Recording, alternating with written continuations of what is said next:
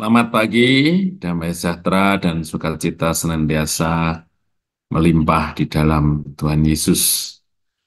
Pagi hari ini kita akan merenungkan bersama bagaimana sungguhnya kita perlu pemulihan.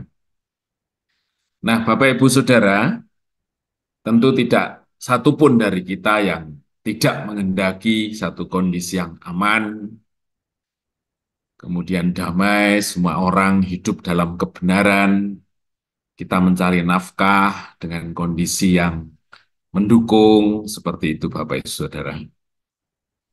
Tapi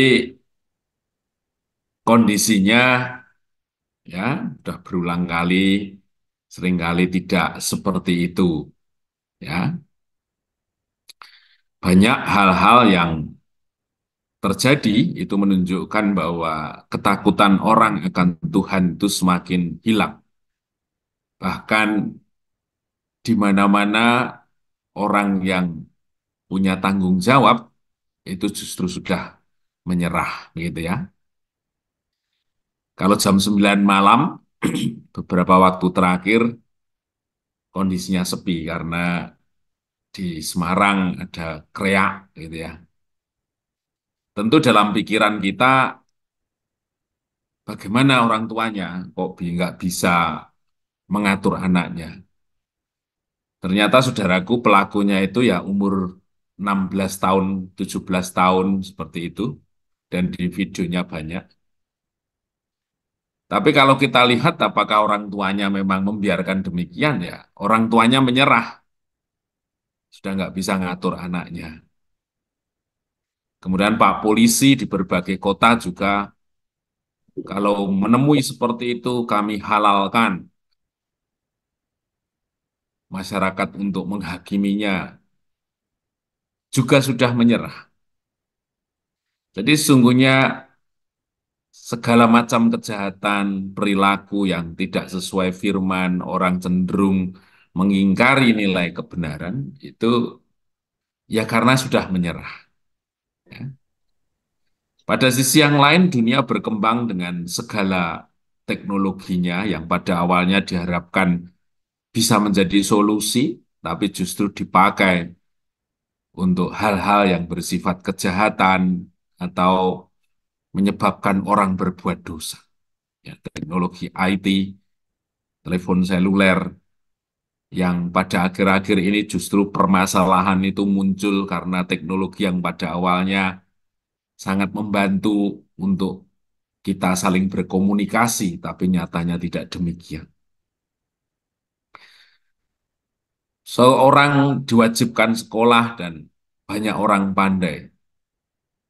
Penemuan-penemuan teknologi yang mendukung pendidikan, pengajaran yang luar biasa, tapi nyatanya tidak mampu mengendalikan kehidupan manusia yang semakin jauh dari dosa.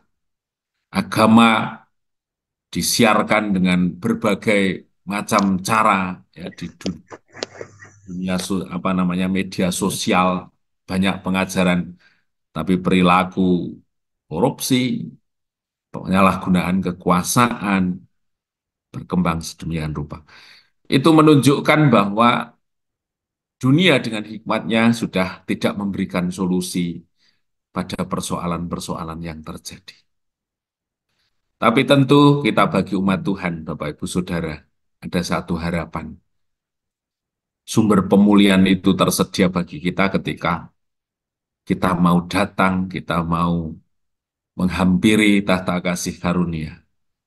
Di Yohanes 16 ayat 13, tetapi apabila ia datang, yaitu roh kebenaran, ia akan memimpin kamu ke dalam seluruh kebenaran.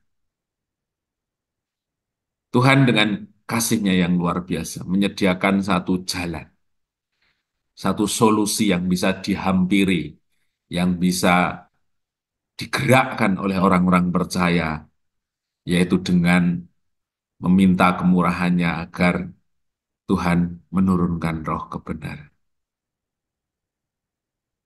Tentu itu bukan merupakan upaya yang biasa. Ya. Ada satu usaha keras, ada satu keinginan yang terus kita sampaikan kepada Tuhan, biar pada akhirnya roh yang penuh kuasa itu menjamah banyak orang. Menyadarkan pemimpin-pemimpin kita akan tanggung jawabnya. Menyuarakan mengenai kejujuran yang sudah begitu hilang di negeri ini.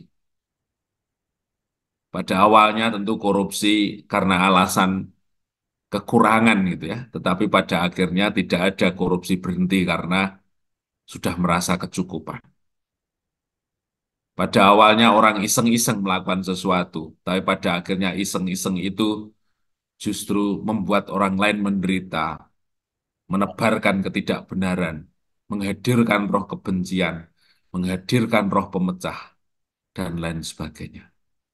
Teknologi yang pada awalnya menjadi solusi, tapi pada akhirnya justru menghasilkan perilaku manusia yang cenderung semakin menjauh dari nilai kebenaran.